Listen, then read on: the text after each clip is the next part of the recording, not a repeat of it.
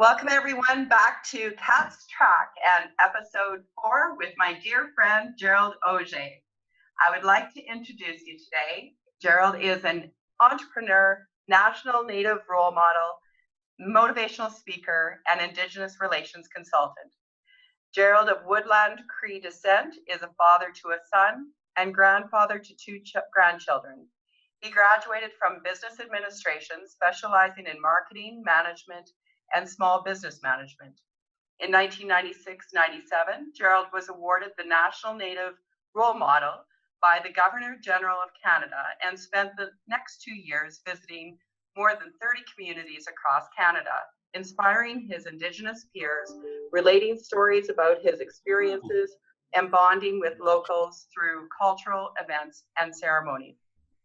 Recipient of the Rotary International Integrity Award for the Avenue of Nations in Alberta, past board member of Mamowe Capital Regional Authority for Children and Family, chair for the Aboriginal Advisory Group to Region 10 Authority, founded the first Indigenous Toastmasters Club in Canada, and accomplished award-winning director and actor. Gerald went from living a troubled youth to spending 20 years working with Hollywood as an actor in a variety of films and television series. He made a choice to take a break from life in 2009 and returned back to his traditional territory, traditional teachings, spiritual way of life, and continue his healing journey. He had been learning and practicing traditional knowledge and practicing ceremony for over 20 years. Since completing his 6-year sabbatical in 2015, Gerald's focus has been bridging the gap between Indigenous communities and the Western world. His focus has shifted due to the direction from his Indigenous elders and from participating in land-based ceremonies to building, nurturing, and developing industry and Indigenous relations in the last 3 years. This new focus is to create mutual understanding and respect through truth and reconciliation for industry and Indigenous involved in oil, gas, and energy. A paradigm shift through love, light, and unity needs to happen within our community to be able to reap abundance and prosperity for our children and their children's children. In order for industry and Indigenous to walk together in unity, both must come to understand authentic ancestral protocol and traditional knowledge. Gerald, thank you again for joining us today. I'm very grateful. Glad to be here, Catherine. Thank you for thinking of me to be a part of your series that you're doing. So. Oh my goodness, you were top of mind. Absolutely. Do you mind if we go through a few questions? Let's do it. Awesome. Let's start with the first one then. Okay. What has been your biggest challenge in the last 2 months? My biggest challenge in the last 2 months is really seeing my fellow human being struggling with what's going on in life and really embracing fear as a new faith. And that it's really been hard seeing families, friends, colleagues who've been asking for why is this happening? And that, so I guess the struggle is really realizing that we need to start thinking differently as a human family, and we need to reconnect with our higher power, whoever that may be, whatever that may be, and to understand that really life is truly sacred and it's really truly worth living. But at the end of the day, that everything happens for a reason, right? So, and it's because I don't like seeing my fellow human being struggle through trial and tribulation. But I've come to understand that's a part of what being a human being is all about: is trial and tribulation, challenge, obstacles actually forces us to evolve and to grow emotionally, mentally, physically, and spiritually, right? So I guess that's been my greatest challenge, is seeing how the people are going through struggle, and that when they don't really need to, in a sense that just embrace your higher power.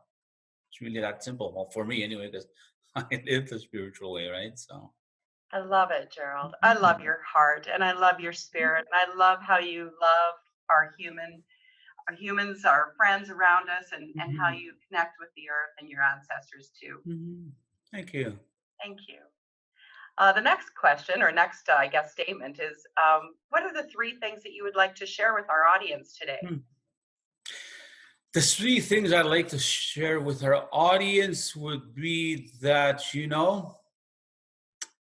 everything the world is going through right now in all facets of society is hoping the world will understand. This is actually, it's an awakening that's happening. It's a spiritual awakening. And that we have forgotten the simple things in life. We have forgotten family. We have forgotten what it is to be truly a spiritual being housed in this human being, because we're too busy chasing a clock and a calendar that we will never catch up to. And to understand that, hopefully, that the world will understand that, the physical walk in this world is but a blip on the timeline of eternity. And that, so how do you truly, truly want to live life and your existence every day? And that you can either live life in two ways. For me, it's either living a human existence of going through the motions day to day and not living your authentic truth, not living your dreams, not living your goals, and living a lie where society has told you this is what life is really all about. Or you can live a human experience and live your dream and do what compels you, what completes you emotionally, mentally, physically, spiritually, right? And I guess the other part I would love to be able the world to understand is, our children and their grandchildren and their children's children are on loan to us from the Creator. And as soon as we become parents, it stops being about us in this world. It's about our children now. It's about our grandchildren. And we need to be able to take the time to listen to the silence, take the time to visit with family, to visit with colleagues, to visit with your fellow human being. Because it just takes one situation, one phone call, one event to change your life. And you never want to have to live with regret. And the other thing being is that, we just need to come together. Like Gandhi had said, there's only one race in life, and that's the human race. And we need to learn to coexist, regardless of color, creed, religion, or faith, because there's only one race in life, and that's the human race. And we need to be able to appreciate every morning when we get up and thank the Creator for allowing us yet another day in this physical world. And yes, it's money, everything else makes the world go round.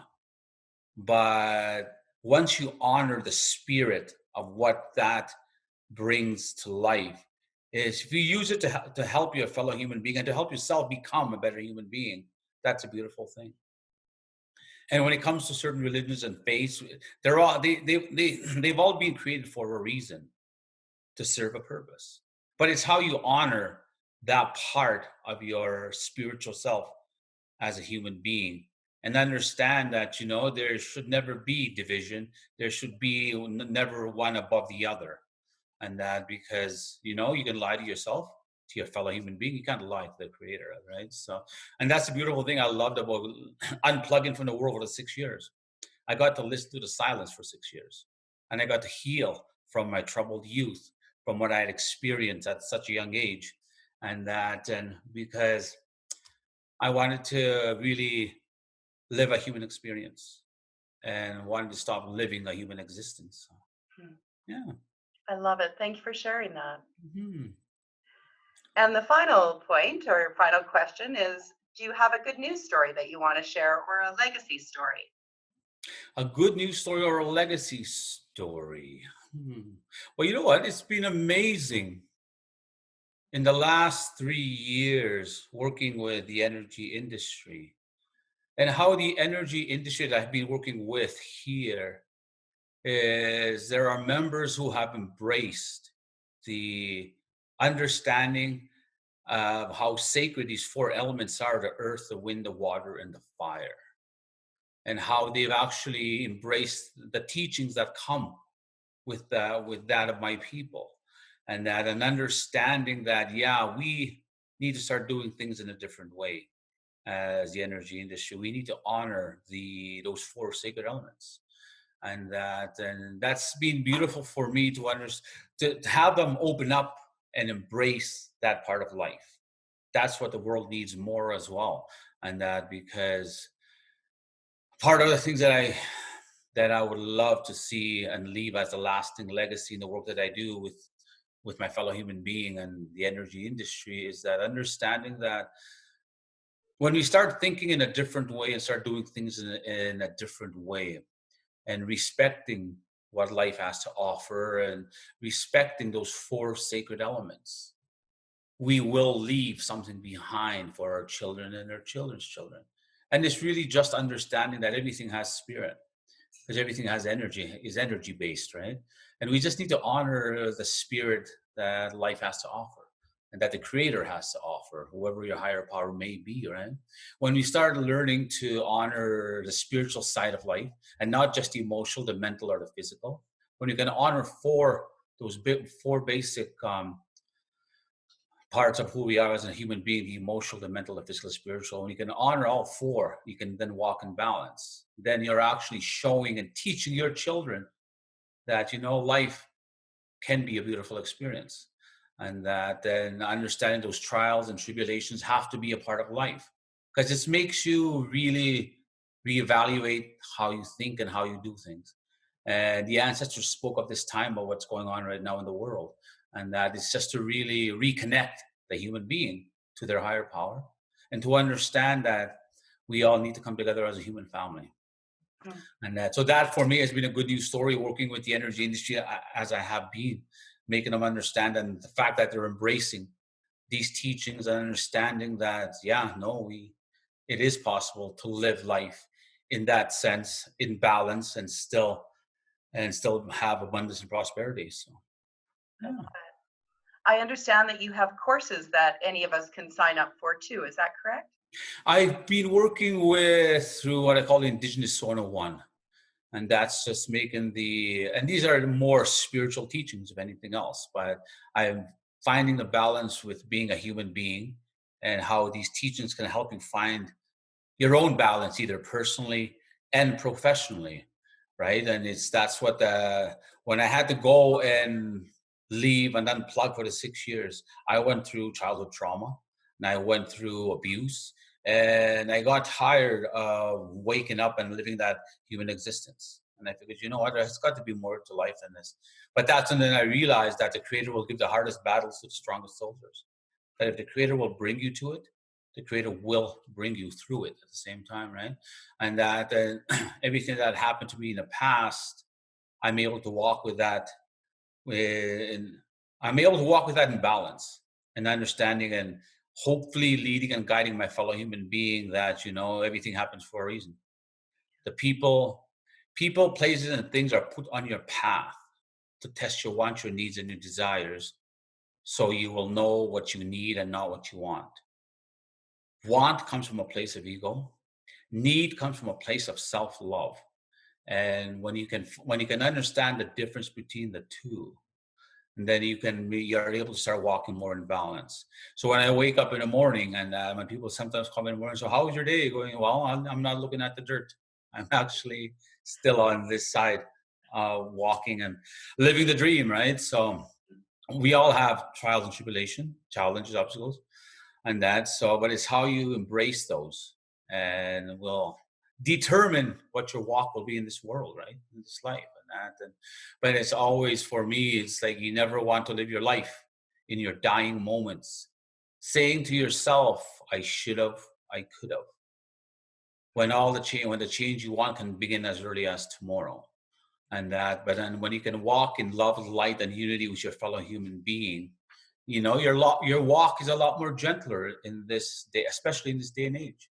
And that was one of the things that I've been realizing even more so, when the ancestors and the elders had said, spiritual people will have a harder time becoming better people in this day and age, because we have to walk in a world filled with brokenness, broken with ego and all that, and being able to walk through that, to understand. That's the beautiful thing about healing, is that you come to realize that certain hurt people will hurt people. And when you found your own emotional, mental, physical, spiritual balance, that has nothing to do with you. But then you also grow, you gain a sense of empathy for your fellow human being, because you've been there, done that, got the t-shirt for Yeah. me in that sense, right? So I'm able to embrace acceptance more for what life throws at me, right? And that's a part of it. And I think with this spiritual awakening that's happening, it's the creator, the universe, your higher power is teaching the human being. We have to start thinking different. We have to start doing things in a different way. And that because we all have children, we have grandchildren. What are we really teaching them if we can't even walk in balance within ourselves, right? So, but that's why people have they just need to really start listening to the science a little more. Take some time out for yourself and understand, okay, what do I really need to do for myself to find that emotional, mental, physical, spiritual balance, right? So, and then you'll see the beauty in life. You'll see the beauty in those trials and those tribulations, that those trials and tribulations are actually blessings in disguise. Mm. When you pray for healing, guidance, and direction, it may not come in a box wrapped in a bow. Yeah. It may come through chaos, confusion, and mayhem to make you really look at life really, okay, what's really going on here? What did I pray for? What am I being shown? And what do I need to do to grow and evolve as a spiritual being housed in this human being, right? So this is just a part of evolution, how we're all evolving as spiritual beings housed in these human beings, right? So, and that's why we are seeing it as a great spiritual awakening. And and it's okay for those who don't see it that way, but we still pray for them regardless. And that's so. I love Uh-huh. it. I could listen to your wisdom all day. Oh, thank you. I It's that of the creator and the ancestors. So I'm love just it. but a vessel. So yeah. So profound. Thank you. Well, thank you for joining us, Gerald. We're so grateful for sharing your wisdom with us. We know that you're going to go on and continue to do great things for humanity and our communities. And I'm grateful from the bottom of my heart. Thank you. And I have to end this off by honoring the most powerful, the most sacred being in this world, which is the woman. Because we as men are strong physically, but the woman is stronger emotionally, mentally, physically, and spiritually. And because she's a nurturer, a caretaker, and a giver of life. And this is a part of the awakening that's happening, is it's the rise of the matriarch. And that then the world needs to start understanding, we need to start honoring these powerful sacred beings, because without the woman, we wouldn't exist as a human family. Without Mother Earth, we wouldn't exist as a human family. We need to start thinking in a different way with that. So I honor you for what you do, Catherine. You're an amazing, beautiful human being. Oh, thank you, Gerald. Okay. Thank you. Thanks for joining me. Okay. You take care.